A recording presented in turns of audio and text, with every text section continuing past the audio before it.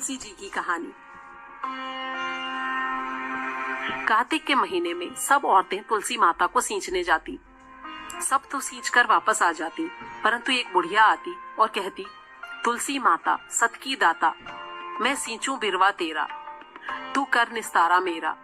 मुझे बहू दे, पीले रंग की धोती दे, मीठे मीठे गास दे, वैकुंठ में वास दे, चटक की चाल दे, अच्छी मौत दे, चंदन का काठ दे, अच्छा राज दे, दाल भात खाने को दे और 11 का दिन दे, कृष्ण का कंधा दे। तुलसी माता ये बात सुन सुनकर सूखने लगी तो भगवान ने पूछा, हे तुलसी, तुम सूख क्यों रही हो? तुलसी माता ने कहा, मेरे मन की मत पूछो। तब भगवान ने कहा, अगर मैं ये बात नहीं पूछूंगा तो कौन पूछेगा?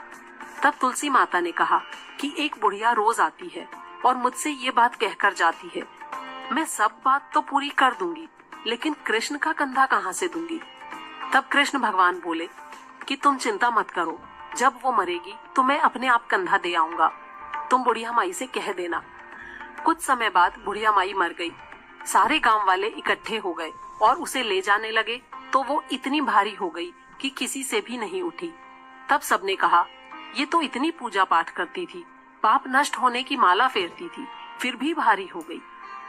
तभी बूढ़े ब्राह्मण के भेष में भगवान आए और उन्होंने पूछा कि ये कैसी भीड़ है। तब सब लोग बोले कि ये एक बुढ़िया मर गई है, लगता है इसने बहुत पाप किए, इसीलिए किसी से उठती नहीं है। तब भगवान ने कहा, मुझे एक बात कान में कहने दो तो उठ जाएगी। भगवान ने उसके कान के पास जाकर कहा, बुढ़िया माई, अपने मन की निकाल ले, पीतांबर की धोती ले, मीठे मीठे गास ले, वैकुंठ का वास ले, चटक की चाल ले, चंदन का काठ ले, झालर की झनकार ले, दाल भात का जीवन ले, कृष्ण का कंधा ले। ये बात सुनते ही बुढ़िया माई हल्की हो गई। भगवान अपने कंधे पर उठाकर ले गए, उसे मुक्ति मिल गई। हे तुलसी माता, जैसे उसकी मुक्ति की वैसे ही हमारी भी करना, जैसे भगवान ने उसे कंधा दिया वैसे ही हमें भी देना। कहानी। एक गुजरी थी, उसने अपनी बहू से कहा कि तू दूध दही बेच आया कर। वो दूध दही बेचने गई। कार्तिक का महीना था। वहाँ पर सब औरतें पीपल सींचने आती थी। वो भी वहाँ बैठ गई और औरतों से पूछने लगी कि तुम क्या कर रही हो? औरतें बोली कि हम तो पीपल पतवारी सींच रही हैं। उसने पूछा, इससे क्या होता है? औरतों ने जवाब दिया, इसे करने से अन्न धन मिलता है, वर्षों का बिछड़ा हुआ पति मिलता है। तब गुजरी ने कहा कि तुम तो पानी से सींच रही हो, मैं दूध दही से सींचूंगी। उसकी सास रोज कहती कि दूध दही बेचकर आई है तो पैसे लाकर दे। उसने कहा, जब कार्तिक का महीना पूरा हो जाएगा तब ला दूंगी। ऐसे ही करते करते कार्तिक का महीना पूरा हो गया। पूर्णिमा के दिन गुजरी पीपल पतवारी के पास धरना देकर बैठ गई। उन्होंने पूछा कि तू यहाँ क्यों पड़ी है? उसने कहा, मेरी सास दूध दही के पैसे मांगेगी, लेकिन मेरे पास पैसे नहीं है। पीपल ने कहा, मेरे पास पैसे नहीं है, ये फूल पत्ते कंकर पत्थर पड़े हैं, ये ले जा और इन्हें गुल्लक में रख दे। जब सास ने पूछा, बहू पैसे लाई है? तो गुजरी ने कहा, मैंने पैसे गुल्लक में रख दिए हैं। जब सास ने गुल्लक खोलकर देखा तो देखती ही रह गई, उसमें हीरे मोती जगमगा रहे थे। सास बोली, बहू इतना पैसा कहाँ से लाई?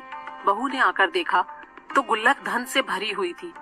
तब गुजरी ने कहा, सासू जी, मैंने तो 1 महीना दूध दही से पीपल पतवारी सींचा था और जब मैंने उनसे धन मांगा तो उन्होंने मुझे फूल पत्ते कंकर पत्थर दिए थे जो मैंने गुल्लक में रख दिए थे, वे सब तो हीरे मोती बन गए।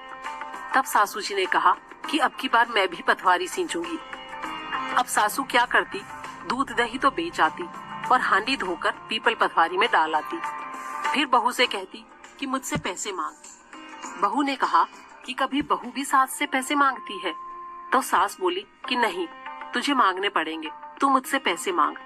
बहू ने सास से दूध दही के पैसे मांगे। तब सासू पीपल पतवारी के पास जाकर धरना देकर बैठ गई।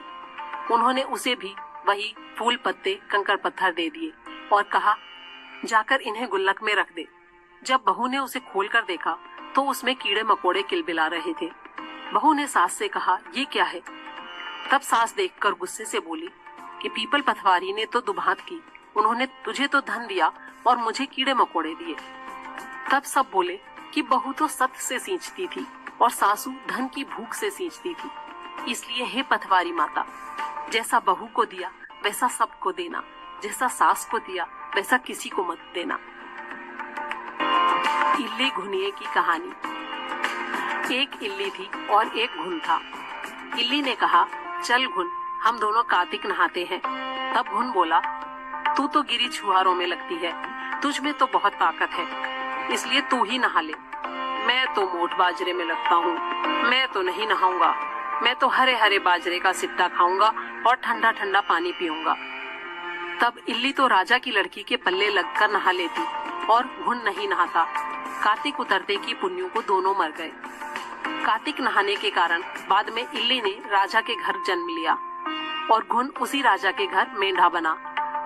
जब बेटी के विवाह का समय आया और बेटी ससुराल जाने के लिए विदा होने लगी तो उसकी बैलगाड़ी रुक गई। राजा रानी बोले कि बेटी, तूने बैलगाड़ी क्यों रोकी?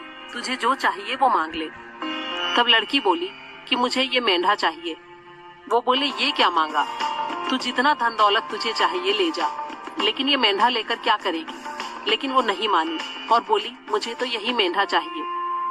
तब उन्होंने उसके रथ के पीछे उसे बांध दिया और वो कूदता कूदता रथ के पीछे चला गया। जब रानी महल में जाने लगी तो उसने सीढ़ियों के नीचे मेंढे को बांध दिया। अब जब भी रानी सीढ़ी उतरती तो मेंढा कहता, ओ सुंदरी, मुझे थोड़ा पानी पिला दो।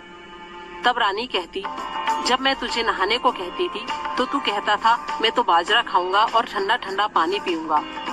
एक दिन रानी की दौरानी जेठानियों ने रानी को ऐसे बात करते देखा तो उन्होंने अपने देवर को सिखा दिया कि तू ये कैसी जादूगरनी रानी लाया है। इंसानों से तो सब लोग बात करते हैं, ये जानवरों से बात करती है।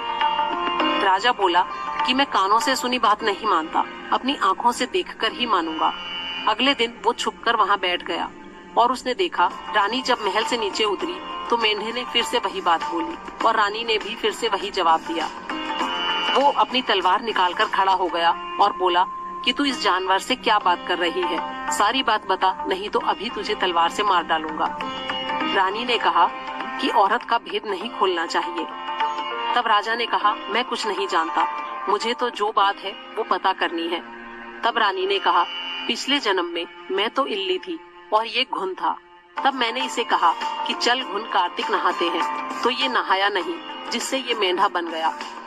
और मैं राजा की बेटी के पल्ले लगकर नहा लेती थी तो उसके पुण्य से मैंने राजा के घर जन्म लिया। इसलिए हम तो दोनों अपने पिछले जन्म की बात कर रहे थे। ये बात सुनकर राजा ने पूछा, क्या कार्तिक नहाने से इतना फल मिलता है? तब रानी ने कहा, कार्तिक में नहाने के पुण्य से ही मैं आपके घर में राजपाट कर रही हूँ। तब राजा ने कहा कि अगर इसका इतना फल है तो हम दोनों अब जोड़े से नहाएंगे और बहुत दान पुण्य करेंगे, जिससे आगे हमें और ज्यादा सुख मिलेगा। दोनों जने कार्तिक नहाने लगे और राजा के घर में बहुत धन संपत्ति हो गई।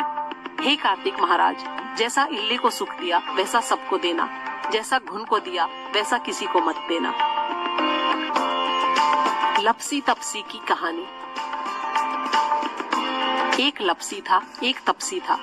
तपसी तो भगवान की तपस्या करता था और लपसी सवा सेर की लापसी बनाकर भगवान का भोग लगाता और घंटी बजाकर जीम लेता था। एक दिन दोनों लड़ने लगे। लपसी बोला, मैं बड़ा हूँ, और तपसी बोला कि मैं बड़ा हूँ। तभी वहाँ नारद जी आए और उनसे पूछने लगे कि तुम क्यों लड़ रहे हो? तब लपसी ने कहा कि मैं बड़ा हूँ और तपसी ने कहा मैं बड़ा हूँ। तपसी बोला, मैं सारे दिन भगवान की पूजा करता हूँ। नारद जी बोले कि मैं तुम्हारा फैसला कर दूंगा। अगले दिन तपसी जब नहाकर वापस आ रहा था तो नारद जी ने 1.25 करोड़ की अंगूठी उसके आगे फेंक दी। उसने आंख खोलकर देखा तो 1.25 करोड़ की अंगूठी पड़ी है। उसने वो अंगूठी उठाकर अपने घुटने के नीचे दबा ली और तपस्या करने लगा। लपसी सुबह उठा, नहाकर 1.25 सेर की लापसी बनाई, भगवान को भोग लगाकर घंटी बजाकर जीमने लगा। इतने में नारद जी आए और दोनों को बिठाया। तब दोनों बोले कि महाराज अब बताइए हम में से कौन बड़ा है? तब तपसी ने फिर कहा कि मैं बड़ा हूँ। नारद जी बोले, तू अपना घुटना उठा। घुटना उठाया तो उसके नीचे से 1.25 करोड़ की अंगूठी निकली। तब नारद जी बोले, तूने ये अंगूठी चुराई है, इसलिए तेरी तपस्या भंग हो गई, इसलिए लपसी बड़ा है। तब तपसी बोला कि महाराज मेरी तपस्या का फल कैसे मिलेगा? तब नारद जी बोले, तेरी तपस्या का फल कार्तिक नहाने वाली देंगी। वो बोला, कार्तिक नहाने वाली कैसे देंगी? तब नारद जी बोले कि सबकी कहानी कहकर तेरी कहानी नहीं कहेंगी तो कार्तिक का फल तुझे मिल जाएगा। धोती देकर अंगोछा नहीं देगी तो उसका फल तुझे मिल जाएगा। सीधा देकर दक्षिणा नहीं दे, ब्राह्मण जिमाकर दक्षिणा नहीं देवे तो उसका फल तुझे हो जाएगा। दीवा चास के हाथ न जोड़े तो उसका फल तुझे मिल जाएगा। दाहिने हाथ से नाड़ा बांधे तो उसका फल तुझे हो जाएगा। इतना कहकर नारद जी चले गए। लपसी बड़ा हो गया। गंगा जमुना की कहानी। एक गंगा थी, एक जमुना थी।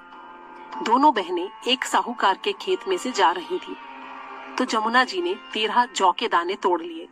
तब गंगा जी बोली कि बहन, तेरे तो प्रायश्चित लग गया, ये तो चोरी हो गई। तब यमुना बोली कि बहन, अब ये प्रायश्चित कैसे पूरा होगा? तब गंगा ने कहा, 12 वर्ष तक साहूकार के यहाँ नौकरी करेगी तब तेरा प्रायश्चित पूरा होगा। ये सुनकर जमुना साहूकार के यहाँ गई और बोली, मुझे नौकरी पर रख लो, मैं तुम्हारे सारे काम कर दूंगी, बस 4 काम नहीं करूंगी। एक तो जूठे बर्तन नहीं मांजूंगी, झाड़ू नहीं लगाऊंगी, बिस्तर नहीं बिछाऊंगी और दिया नहीं जलाऊंगी। साहूकार ने उसे रख लिया। 12 वर्ष के बाद कुंभ का मेला आया। तब साहूकार साहूकारनी कुंभ के मेले में जाने लगे तो जमुना ने उनको एक सोने का टका दिया और कहा कि वहाँ मेरी बहन गंगा मिलेगी, ये उसे दे देना। वो हरी हरी चूड़ियां पहने गोरी सी वहाँ आगे पसार कर ले लेगी। साहूकार साहूकारनी ने वहाँ जाकर वो टका गंगा को दे दिया। गंगा ने हाथ पसार कर ले लिया और बोली, मेरी बहन जमुना से कहना कि उसके 12 वर्ष पूरे हो गए, इसलिए अब वो वापस आ जाए। जब साहूकार साहूकारनी वापस घर आए तब जमुना मटके में पानी भर रही थी। उन्होंने जमुना से कहा कि हमने तेरी बहन को सोने का टका दे दिया और उसने कहा कि अब तेरे 12 वर्ष पूरे हो गए, इसलिए अब तू वापस आ जा। इतना सुनते ही जमुना जी वहाँ से सहस्त्र धारा होकर बहने लगी। तब साहूकार साहूकारनी दोनों सर पकड़कर बैठ गए और बोले कि अब ये हमारा प्रायश्चित कैसे उतरेगा? जमुना माता ने हमारे घर इतने दिन काम किया, हम ये पाप कैसे उतारेंगे? जब जमुना जी गंगा माता के पास गई तो उन्होंने जमुना जी से पूछा कि तू साहूकार साहूकारनी को धीरज बंधाकर आई है या नहीं? तो वो बोली कि मैं तो कुछ भी नहीं कहकर आई। तब गंगा जी बोली कि उनके पास जा और उन्हें धीरज बंधा कर आ, नहीं तो उन्हें संतोष कैसे होगा। तब जमुना जी ने साहूकार साहूकारनी को सपने में दर्शन दिए और बोली कि उठो, मैं जमुना जी हूँ, तुम ऐसे सर पकड़कर क्यों बैठे हो? उठकर खाओ पियो। वो बोले, हम कैसे उठें? हमारे सर पर इतना बड़ा पाप लग गया है, हमने आपसे ऊंचा नीचा सारा काम करवाया। तब जमुना जी बोली कि तुम्हारे सर पर कोई पाप नहीं लगा, मैं तो अपना पाप उतारने आई थी।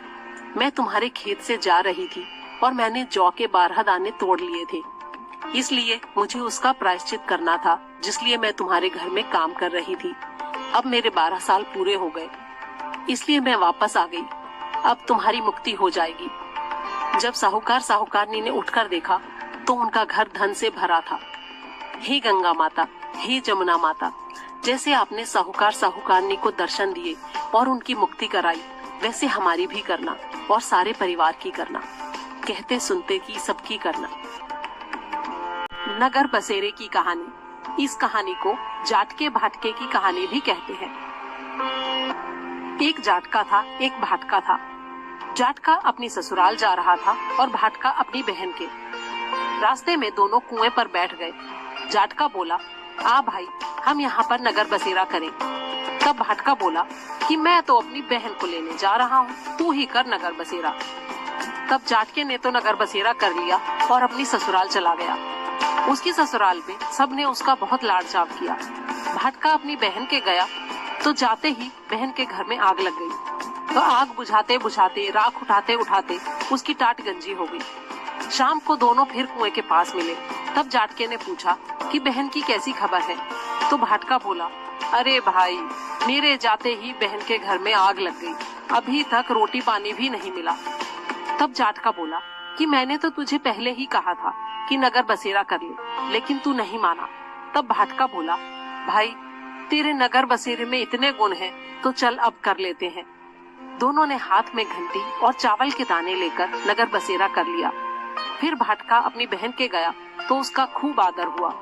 जाटका अपनी औरत को लेकर वापस घर जाने के लिए निकला। रास्ते में फिर वही कुआं पड़ा। तब जाटका बोला, आ भाई नगर बसेरा करें। तो भाटका बोला, मेरे तो घर पर माँ है, मेरा इंतजार कर रही होगी, जाते ही चूरमा खाने को मिलेगा, तू ही नगर बसेरा कर। इतना सुनकर जाटके ने नगर बसेरा कर लिया और चला गया। भाटका जब घर गया तो उसकी भैंस खो गई। तब उसके बाप ने लाठी उठाई और कहा, बहन के यहाँ गया तो आग लगा दी, यहाँ आया तो भैंस खो गई, पहले भैंस ढूंढ कर ला, तब रोटी पानी मिलेगा। उसको सारा दिन भैंस ढूंढते हुए हो गया, लेकिन भैंस नहीं मिली। बाजार में दोनों मिले। तब जाटके ने पूछा कि भाई क्या खबर है। तब भाटका बोला, आते ही मेरे बाप की भैंस खो गई, उसे ढूंढ रहा हूँ। दोनों ने फिर से नगर बसेरा किया। जब वो वापस आने लगा तो रास्ते में भैंस मिल गई। जब भैंस लेकर घर आया तो उसकी माँ बाप से बोली, तुमने आते ही उसे निकाल दिया, बेचारा सारा दिन भूखा रहा होगा। आते ही उसने भाटके को खाना खिलाया, फिर सारी नगरी में ढिंढोरा पिटवा दिया कि कार्तिक के महीने में या पीहर ससुराल जाते समय सब कोई नगर बसेरा करे। 8वां वार की कथा। एक माँ बेटा थे। माँ गंगा जी नहाने गई तो बहू से कह गई कि मेरे बेटे को सुबह रोटी दे दियो। उसने कहा, अच्छा दे दूंगी। सुबह बेटा बोला, माँ रोटी दे। तब बहू बोली, न माँ है न रोटी, कमा के लाओगे तो रोटी दूंगी। बेटा बोला, मुझे तो कमाना नहीं आता, लेकिन बहू नहीं मानी। तब बेटा बोला, अच्छा 4 रोटी और आम का अचार दे दे। बहू ने बनाकर दे दिया। वो रोटी लेकर कुएं की पाल पर उदास होकर बैठ गया और सोचने लगा कि मैं तो कमाना जानता नहीं, अब क्या करूं। भगवान ब्राह्मण का वेश बनाकर वहां आए और बोले, तुम ऐसे उदास क्यों बैठे हो। वो बोला, मेरी पत्नी ने कहा है कि कमाकर लाओगे तो रोटी मिलेगी, लेकिन मुझे कमाना नहीं आता। तब भगवान बोले, भैया कमाना तो मैं भी नहीं जानता, लेकिन मैं 8 वारों का नेम जानता हूँ, जिससे तुम्हारे अटूट भंडार हो जाएंगे। चावल के दाने और पानी की घंटी ले लो, ढके बर्तनों को उघाड़ो, उल्टों को सीधा करो। इतना कहकर ब्राह्मण ने कहानी कही, उसने सुनी। इतवार, सोमवार, मंगलवार, बुधवार, बृहस्पतिवार, शुक्रवार, शनिवार, 8 वारों का आसरा, भरियो पीहर सासरा। बस उसके अटूट भंडार होते चले गए। जब घर पहुंचा तो बीवी बोली, क्या लाए हो।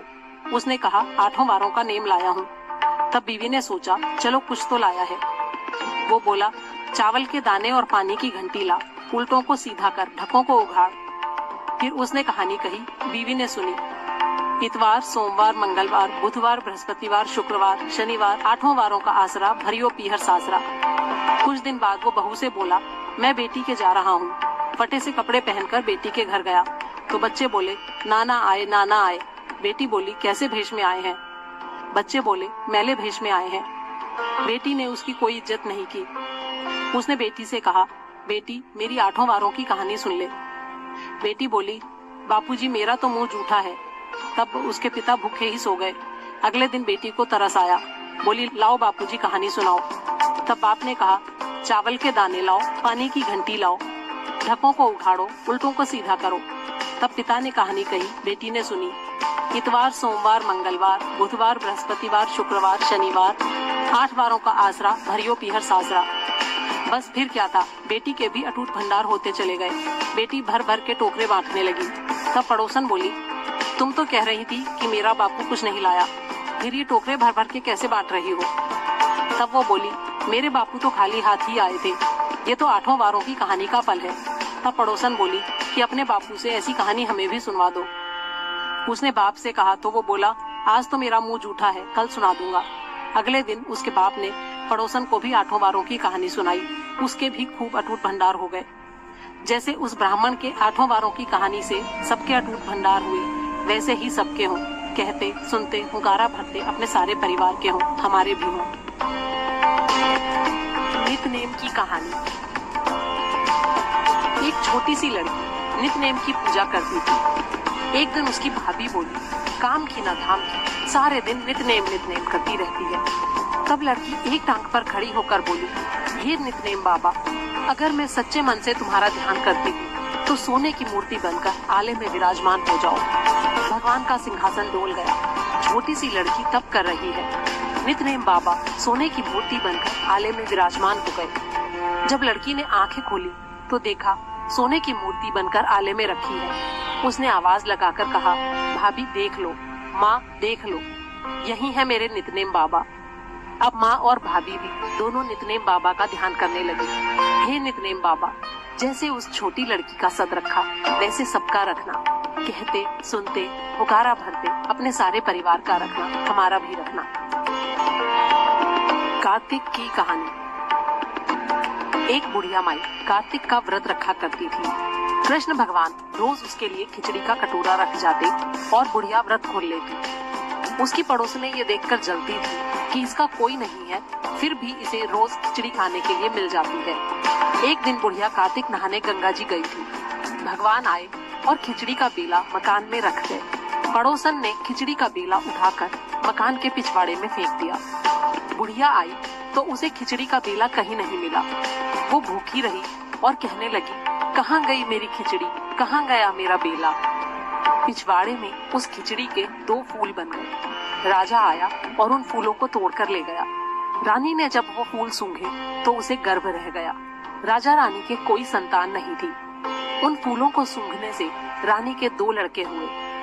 धीरे धीरे लड़के बड़े होने लगे, पर वो दोनों किसी से बोलते नहीं थे। जब वो दोनों शिकार खेलने जाते तो रास्ते में बुढ़िया मिलती।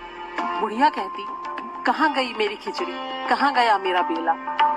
तब लड़के जवाब देते, हम ही तेरी खिचड़ी, हम ही तेरा बेला। जब भी लड़के शिकार खेलने जाते और बुढ़िया ये कहती तो लड़के वही जवाब देते। जब राजा को ये बात पता चली तो उसने बुढ़िया को बुलाया और कहा कि ये दोनों लड़के हमसे तो बोलते नहीं, तुझसे कैसे बोलते हैं।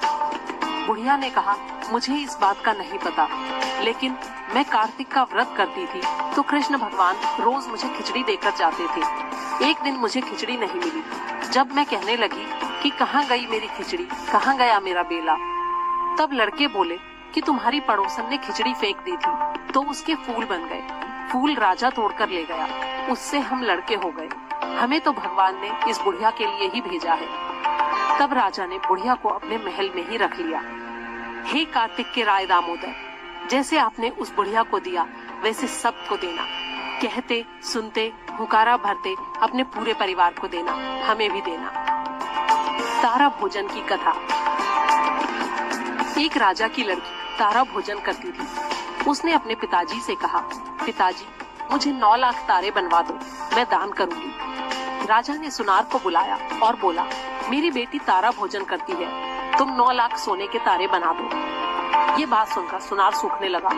तब उसकी पत्नी ने पूछा कि तुम इतने उदास क्यों हो। उसने कहा, राजा ने 9 लाख तारे बनाने के लिए कहा है, लेकिन मैं कैसे बनाऊं, मुझे तारे बनाने नहीं आते। राजा अगर नाराज हो गया तो मुझे कोल्हू में पिलवा देगा। तब सुनारी ने कहा, इसमें परेशान होने की क्या बात है, गोल सा पतरा काट के उसकी कलियां काट देना, राजा ले जाएगा। सुनार ने ऐसा ही किया। राजा तारे ले गया। राजा की लड़की ने 9 लाख तारे और बहुत सा दान दिया। भगवान का सिंहासन डोलने लगा। उन्होंने कहा, कौन इतना नेम व्रत कर रहा है। 3 कूट देखा तो कोई नहीं था। चौथे कूट देखा तो राजा की लड़की तारा भोजन कर रही है। भगवान ने कहा, उसे ले आओ, उसने व्रत किए हैं। भगवान के दूतों ने कहा, चलो तुम्हें भगवान ने बुलाया है।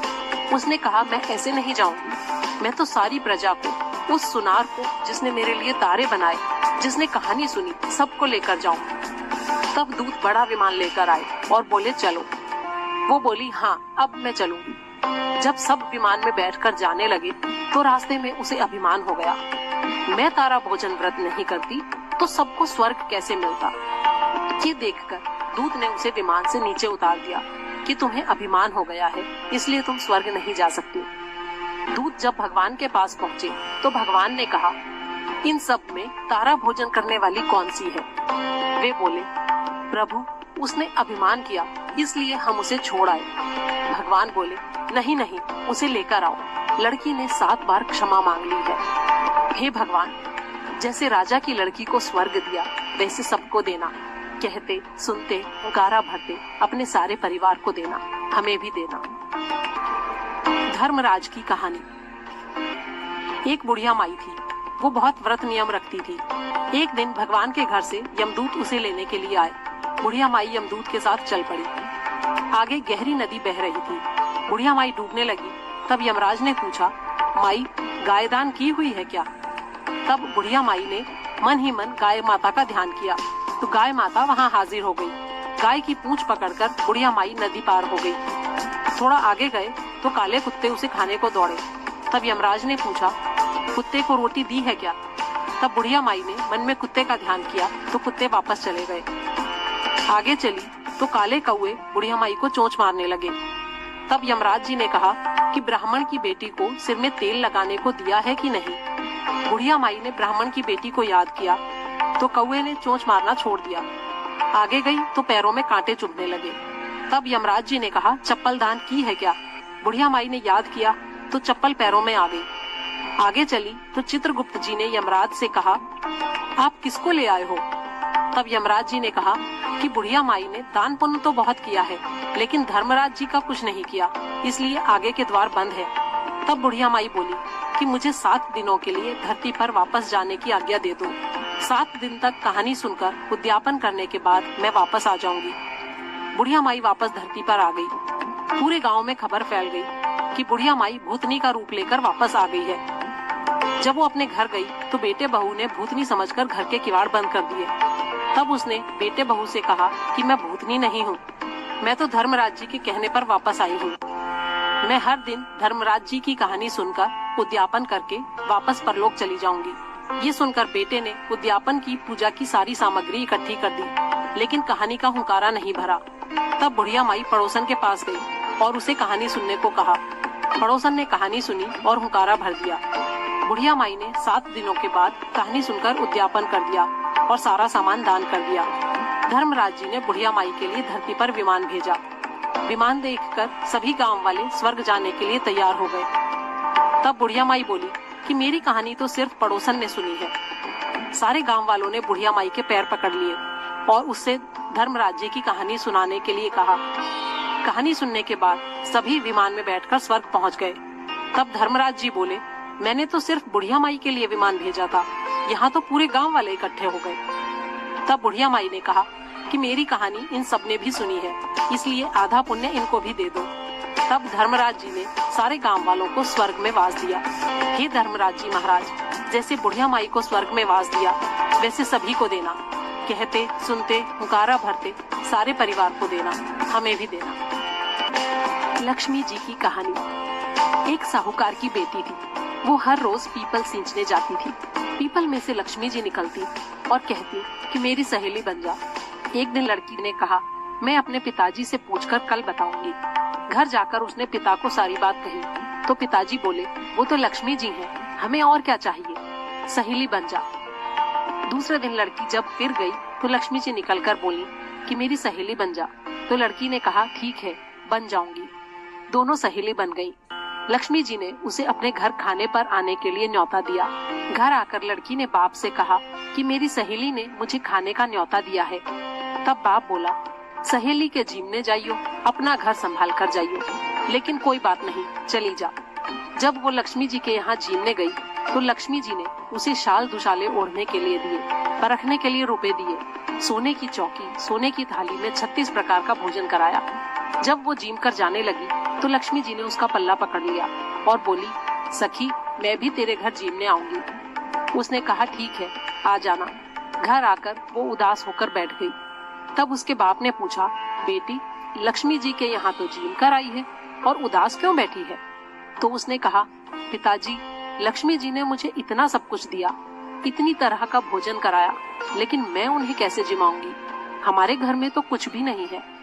तब बाप ने कहा, कोई बात नहीं, जैसा हमारे पास होगा हम वैसे ही कर देंगे। तू ऐसा करियो, गोबर मिट्टी से चौका देकर सफाई कर लियो, फिर 4 मुंह वाला दिया जलाकर लक्ष्मी जी का नाम लेकर रसोई में बैठ जाइयो और अपने पास एक लड्डू रख लियो। लड़की ने वैसा ही किया।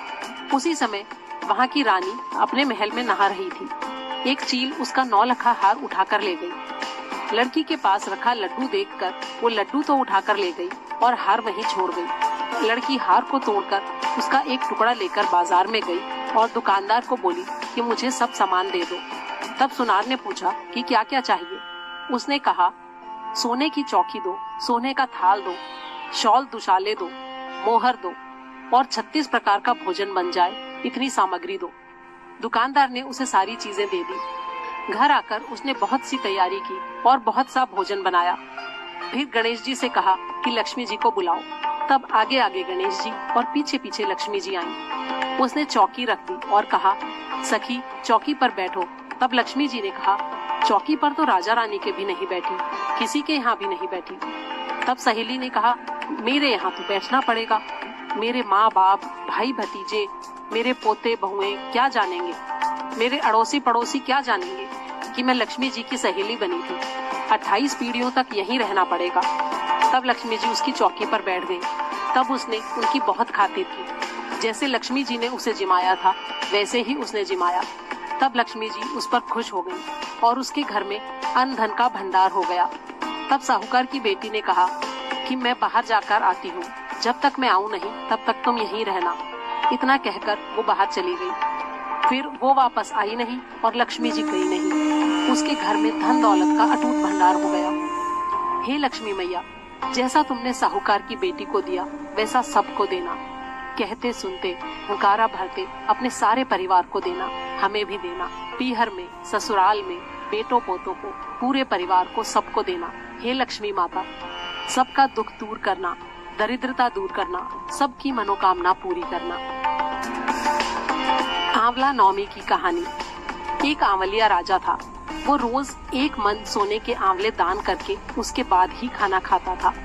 एक दिन उसके बेटे बहुओं ने सोचा कि अगर ये रोज इतने आंवले का दान करेंगे तो हमारा तो सारा धन खत्म हो जाएगा, इसलिए इनका दान देना बंद कर देना चाहिए।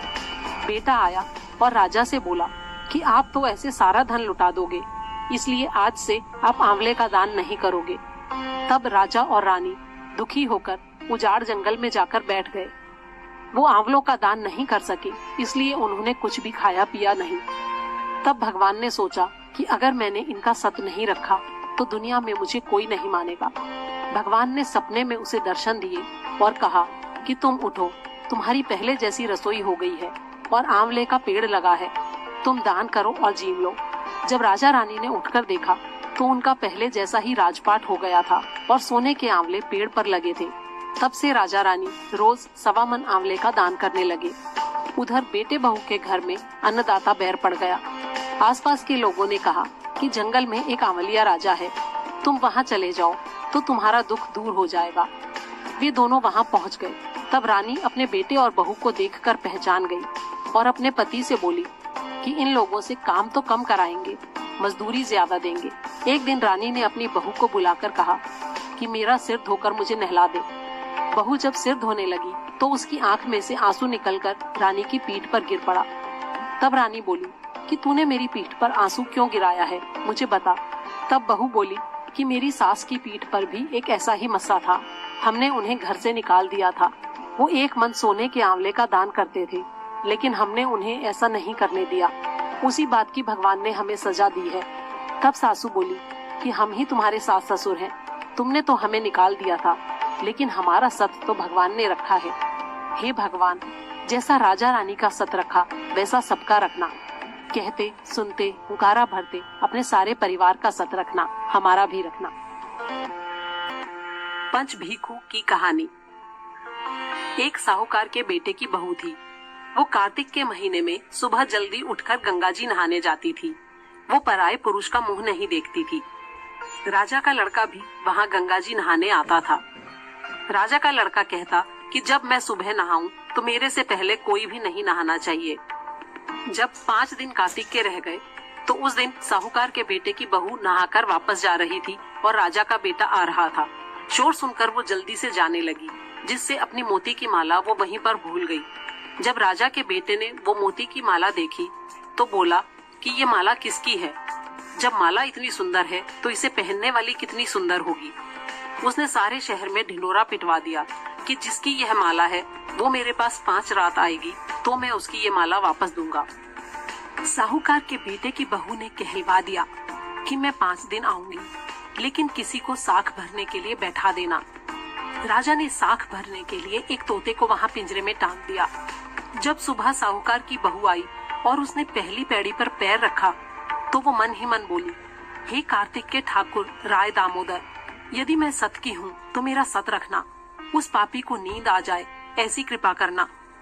बस राजा को नींद आ गई और वो नहा धोकर जाने लगी तो तोते से बोली कि मैं तेरे गले में हार डालूंगी, तू मेरी साख भरियो भाई। तब तोता बोला, कोई भाई भी साख भरा करता है?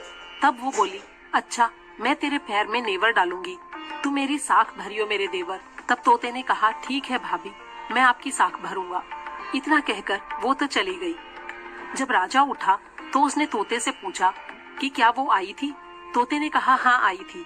तब राजा ने पूछा, कैसी थी?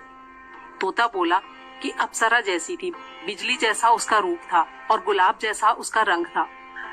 अब राजकुमार ने कहा, आज मैं अपनी उंगली काट कर लेट जाऊंगा, फिर मुझे नींद नहीं आएगी। दूसरे दिन वो उंगली चीर कर लेट गया। सुबह साहूकार के बेटे की बहू आई और उसने मन ही मन भगवान से फिर वही प्रार्थना की। फौरन ही राजकुमार को नींद आ गई और वो नहाकर चली गई। उठकर उसने तोते से फिर पूछा तो तोते ने सारी बात बता दी। तब राजकुमार बोला कि आज मैं आंखों में मिर्च डालकर बैठूंगा। रात को वो आंखों में मिर्च डालकर बैठ गया। सुबह जब वो आई, राजकुमार को फिर नींद आ गई और वो नहाकर चली गई। राजकुमार ने तोते से पूछा कि क्या वो आई थी? तो उसने कहा, हाँ आई थी। फिर उसने कहा, आज तो बिना बिस्तर के बैठूंगा। रात को वो बिना बिस्तर के बैठ गया। जब वो नहाने आई तो उसने भगवान से फिर वही बात कही और राजकुमार को नींद आ गई। राजकुमार ने उठकर देखा कि वो तो आज फिर नहाकर चली गई। तब वो बोला कि आज तो मैं आग की अंगीठी जलाकर बैठूंगा, जिससे नींद नहीं आएगी। वो रात को अंगीठी जलाकर बैठ गया। साहूकार की बहू आई और उसने भगवान से प्रार्थना की, हे कार्तिक के राय दामोदर, आपने 4 रात तो निकाल दी, आज की रात और निकाल दो। भगवान ने उसका सत रख दिया और राजा के लड़के को नींद आ गई। जब वो नहाकर जाने लगी तो उसने तोते से कहा कि उस पापी हत्यारे से कह दियो कि तेरी 5 रात पूरी हो गई है, इसलिए मेरी मोतियों की माला मेरे घर भिजवा दे। राजा के लड़के ने उठकर तोते से पूछा कि क्या वो आई थी? तो तोते ने कहा कि हाँ वो आई थी और उसने अपनी माला वापस मंगवाई है। तब राजकुमार ने सोचा कि वो तो सचमुच बहुत सतवंती थी। भगवान ने उसका सत रख लिया। थोड़े दिन बाद राजकुमार के पूरे शरीर में कोढ़ निकल आया और वो तड़पने लगा। राजा ने ब्राह्मण को बुलाकर पूछा कि मेरे बेटे का शरीर क्यों जल रहा है? तब ब्राह्मण ने कहा कि इसने किसी पतिव्रता स्त्री पर बुरी नजर डाली है, इसलिए इसे ये रोग हुआ है। तब राजा ने पूछा कि अब ये ठीक कैसे होगा? ब्राह्मण ने कहा, उस साहूकार की बहू को अपनी धर्म की बहन बनाए और उसके नहाए हुए पानी से नहाए तो इसका कोढ़ ठीक हो जाएगा। राजा उसकी माला लेकर घर गया और साहूकार से बोला कि ये माला आपकी बहू की है, इसे वापस ले लो और उसके नहाए हुए जल से मेरे बेटे को नहला दो। तब साहूकार ने कहा कि वो तो किसी पराये पुरुष का मुंह भी नहीं देखती, इस नाली के नीचे राजकुमार को बैठा दो, जब वो नहाएगी तो उसके ऊपर पानी गिर जाएगा। राजकुमार नाली के नीचे बैठ गया और जब वो उसके नहाए हुए पानी से नहाया तो उसकी काया फिर से चंदन जैसी हो गई। हे पच भिखु देवता, जैसा आपने साहूकार की बहू का सत रखा वैसा सबका रखना। कहते सुनते हुंकारा भरते अपने सारे परिवार का रखना।